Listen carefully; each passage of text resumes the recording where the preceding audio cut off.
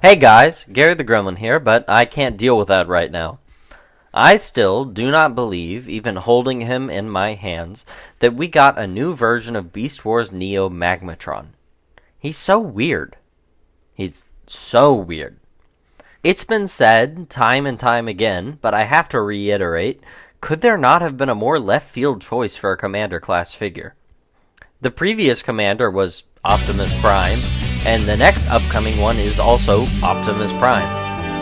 And it's fully understandable that the franchise's main character gets the very expensive Commander slot that we only get 2 of a year, but then, miraculously, stupendously, MAGMATRON stands there, sandwiched between all the recognizable guys as a relic of something freaky.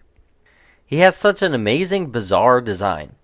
He has such instant final boss energy, but also at the same time looks like a monster from a Ghibli movie. So creative and mean. One of my favorite details is the second set of upward-facing toes in between his toes. It's a subtle detail, the same as all these pistons and armor around the back, but it's just great at adding more depth. I also love all the claws holding his chest back like it's going to try to escape. There's even little claws here holding his jock strap on. It doesn't actually add up where all these sets of claws are coming from, but we don't ask questions because he's MAGMATRON. The posability is not that good, but it's understandable because what else are you supposed to do with this design? He has half of a fish strapped to his arm and an airplane-sized bird for a head. That shield, made out of one hefty hunk of elasmosaur, is detachable, and the Quetzalcoatlus' wings are easily movable, but still, just kind of everything here just gets in the way when you're trying to grapple him into a pose. Oh, sorry, grapple. No, I didn't mean you, I meant... Yeah, sorry. Point is, all the joints for some great poses are here. It'll just take some time to maneuver just because all this crap going on. I think he really gives a pirate vibe.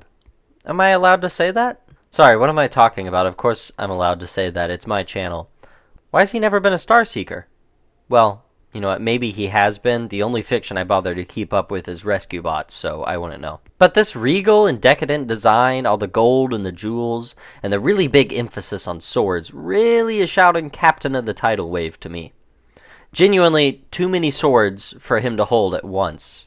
Unfortunately, the coolest looking of the swords also sucks because it's made out of rubber and is constantly getting bent. He also comes with these purple blast effects. It's really such a weird choice because he doesn't have a gun. I know it's standard at this point to include blast effects with the Commander release for the year, but there's just nowhere for them to go. The box suggests you use them to turn the sword into a projectile, and I don't know what else the instructions say because I never read them. The head sculpt on this guy is also amazing. Just such an awesome Beast Wars expression, so 90s with that massive snarl. Oh, sorry, not you, Snarl. I was talking about a different guy. No, it's not your fault. I'm sorry. MAGMATRON's transformation is so fresh and so bizarre. I've done it so many times because it's just that unique and rewarding. It's also the greatest test for how annoying of a Transformers fan someone is. If you think it's fun and interesting, you're probably not that bad. And if you call it parts forming, you've completely missed the point. Funniest thing is how complex the Giga is, and then Ketz is really just a one-step changer. Also, I'd be remiss if I didn't point out, the sword hilt becomes the dino junk. Thank you for your time. Thank you for your time. Yes, in a landmark move not seen since Power Core Combiners, or some other time. Honestly, I'm not keeping track, and I didn't check. MAGMATRON is a combiner made out of individual modes with no robot modes. The original names are really funny. Meet Landsaurus, Seasaurus, and Skysaurus. I'm not calling them that, though. Giganotosaurus is ugly, but still better looking than the one in Dominion. The mouth articulation is really bad, but the overall vibes are a little dangerous and cool. I really enjoy how different it looks compared to the Beast Megatron mold, as it easily could have just looked like another T-Rex, but it doesn't. Soaring in like some sort of vast predatory bird, Quetzalcoatlus is a geeky-looking little freak that somehow has better articulation than the combined mode. He can manage a fine walking pose, and he's also got some really nice paintwork on both sides of his wings. And best for last, Elasmosaurus is gorgeous. Straight up my favorite thing about the set. It's got easily the most fun part of the transformation, as well as some really nice iridescent paint. The best head sculpt out of the set, and it's just so big and nice to handle. And by virtue of not having individual robot modes, the beasts are all really solid. There's practically no kibble or robot mode parts peeking out, and that's the best here on the Seesaw. That neck is so wonderfully articulated. The only thing there to dislike about this mold is these big screw holes in the side of its neck. But I still love him so much, he's just an adorable little waddling evil guy. I don't know if videos can really deliver on how big this guy is. I figured because he was so complex he'd be smaller than some of the other commanders, which he is, but he's still massive. Look at him next to Lio Convoy, he's a proper giant. One last thing I'm contractually obligated to discuss is the Dinosaur Orgy mode.